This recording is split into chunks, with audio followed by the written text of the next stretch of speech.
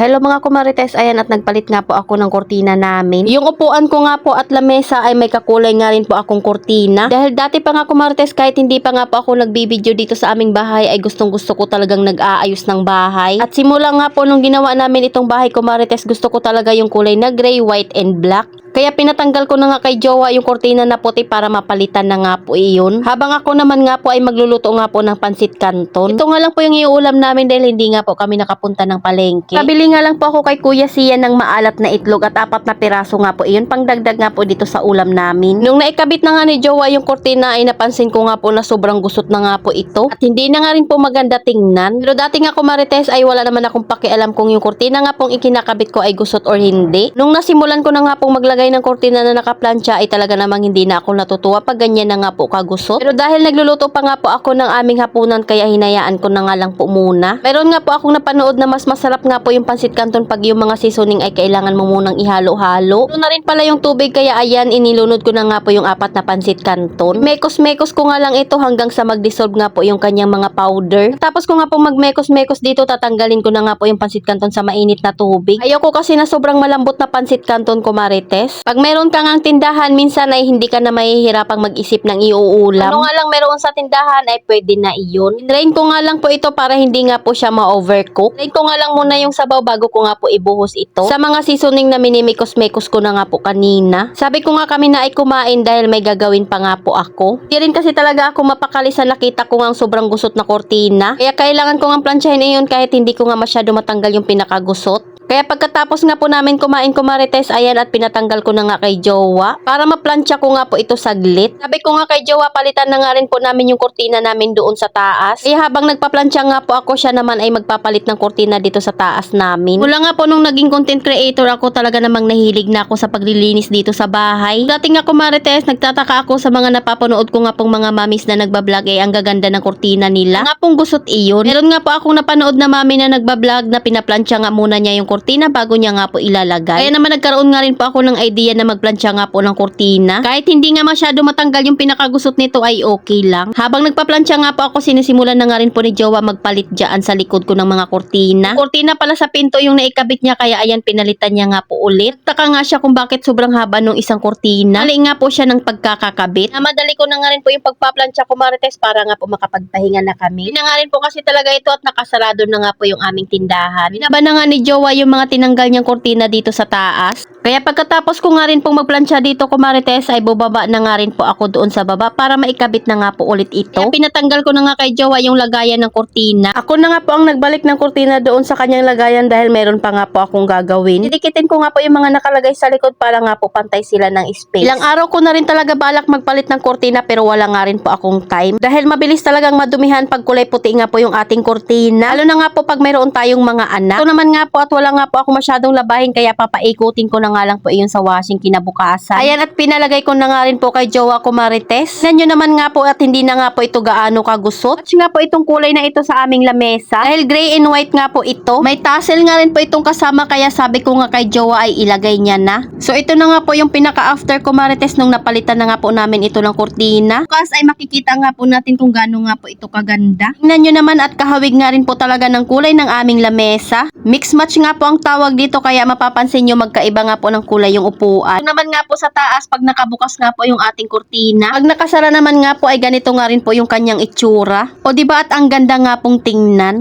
So ayun lang muna kumarites. Salamat sa panonood. Follow for more. God bless us. At sana i-share nyo na nga rin po itong aking video.